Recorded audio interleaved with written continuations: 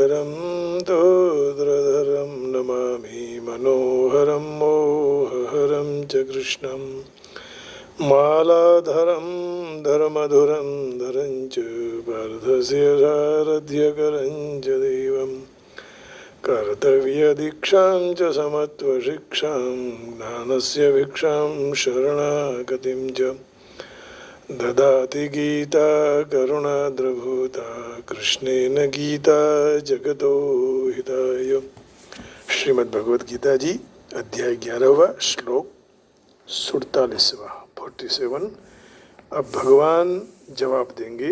अब तक अर्जुन ने भगवान के स्वरूपों का, विविध स्वरूपों का वर्णन किया। भगवान से ये भी कहा कि मुझे आपके स्वरूप के माने विश्व रूप स्वरूप के दर्शन कराइए। फिर डर गया, भयभीत हो गया तो कहा कि अब चतुर्भुज का दर्शन कराइए। अब भगवान कह रहे हैं, अब देखो 31वें श्लोक में अर्जुन ने पूछा था कि मुझे उग्र रूप वाले आप कौन हो। तो भगवान ने उत्तर दिया कि मैं काल हूँ और सबका संहार करने के लिए मैं प्रवृत्त हुआ हूँ। ऐसा सुनकर अत्यंत विकराल रूप को देखकर अर्जुन को लगा कि भगवान अभी क्रोध में हैं। इसलिए अर्जुन ने भगवान को बारंबार प्रसन्न होने के लिए प्रार्थना की और अर्जुन की भावना को दूर करने के लिए भगवान कहते हैं, भावना माने जो डर गया था उसी भावना को, वो इतने विकराल रूप देखकर डर गया था। श्री भगवान उवाच मया प्रसन्नेन तव अर्जुनेदं रूपं परं दर्शितमात्मयोगात् तेजोमयं विश्वमनन्तमाद्यं यन्मे त्वदन्येन न दृष्टपूर्वम्। मया प्रसन्नेन तवार्जुनेदं रूपं परं दर्शितमात्मयोगात् तेजोमयं विश्वमनन्तमाद्यं यन्मे त्वदन्येन न दृष्टपूर्वम्।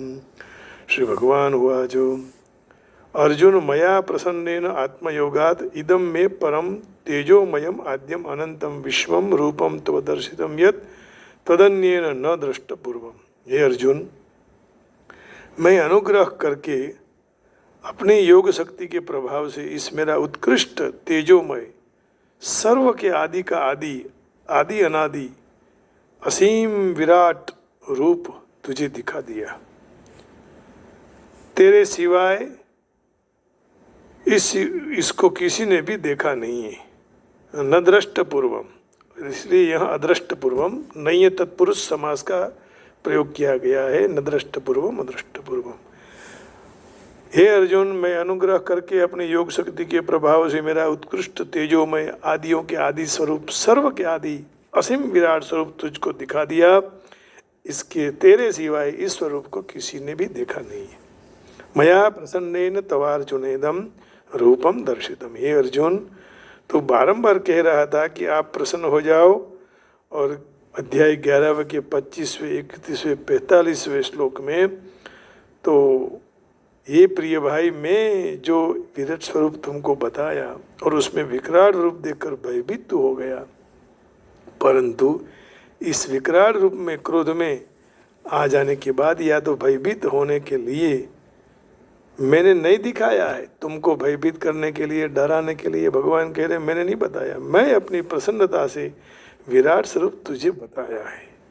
इसमें तेरी योग्यता है, पात्रता है और भक्ति के कारण इसमें तेरी योग्यता भी नहीं, पात्रता भी नहीं और भक्ति भी कारण नहीं है।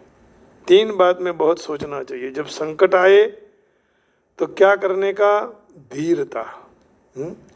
और जब भक्ति हो तो भक्ति कैसे करने की, दीनता। और युद्ध का समय हो तो वीरता दिखाने का। ये तीन बात। वीरता नहीं यताम, ये संस्कृत में छोटा भजन भी है, संस्कृत में देशभक्ति गीत है। तो मैंने कोई पात्रता, योग्यता और भक्ति के कारण नहीं दिखाया है। तुमने जो केवल विभूति योग पूछा था और विभूति योग के वर्णन करते समय मैंने अंत में तुझे जहाँ जहाँ विलक्षणता दिखाई तहाँ तहाँ मेरी विभूति समझ लो, इस तरह तेरे प्रश्न के सारे उत्तर मैंने दे दिए थे। परंतु वहाँ अथवा पद से अपनी तरफ से जो बात कही उसको ज़्यादा जानने से क्या जरूरत है। वहाँ भगवान ने ऐसा कहा था ना कि ज़्यादा मत जानो, मैं जितना बताता हूँ उतना ही जान लो, क्योंकि मैं अनंत हूँ और इतना सारा बता भी नहीं सकता हूँ और तुम सुन भी नहीं सकते हो। तो देखने में, सुनने में, समझने में समस्त संसार की अनुभूतियाँ होती हैं। तो सारे संसार के मैं ही कोई अंश में धारण करके स्थित हूँ। कोई ना कोई कहीं भी जाओ मेरा अंश ही है। दूसरी बात यह है कि तुझे मेरी विभूति और योग शक्ति को जानने की क्या जरूरत है, क्योंकि सारी विभूतियाँ मेरी योग शक्ति के आश्रित हैं और वे योग शक्ति का आश्रय मैं ही तुम में बैठा हूँ, तेरे सामने बैठा हूँ। तो इस बात को विशेष कृपा जो करनी थी, इस बात को लेकर ही तुझे विश्व रूप की दर्शन की इच्छा हुई और मैंने दिव्य चक्षु दे दिए और तुझे विश्व रूप दिखा दिया। ये तो केवल मेरी प्रसन्नता है, इसलिए तुमको ये दर्शन हुए। माने भगवान प्रसन्नता के बिना न भक्ति देते हैं, न पात्रता मिलती है और न योग्यता मिलती है। भगवत कृपा के सिवाय कुछ भी नहीं मिलता है। जब भगवत कृपा हो तो फिर योग्यता, पात्रता और भक्ति की भी जरूरत नहीं पड़ती है। केवल भगवान प्रसन्न होकर इनको अपने स्वरूप को दिखा दिया। यह भगवान ने कह दिया कि मुझे इच्छा हुई कि मैं तुम्हें दर्शन, ये मेरी विशिष्ट कृपा है ना।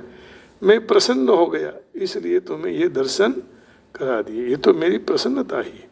तो विश्व रूप को दिखाने में मेरी कृपा के सिवाय कोई हेतु है नहीं। तू केवल देखने के लिए निमित्त मात्र हो और तेरे देखने की इच्छा निमित्त मात्र है। आत्मयोगात इस विराट रूप को दिखाने में किसी की सहायता नहीं ली है, परंतु केवल अपने सामर्थ्य से ही ये रूप तुम्हें दिखाई दिया और मैंने रूप दिखाया। परम मेरा यह विराट रूप अत्यंत श्रेष्ठ है, तेजोमय। यह विश्व रूप अत्यंत तेजोमय, इसलिए दिव्य दृष्टि मिलने के बाद भी इस रूप को दुर्निरीक्ष्य कहा है। दिव्य दृष्टि मिलने के बाद भी दर्शन नहीं कर पाते हैं।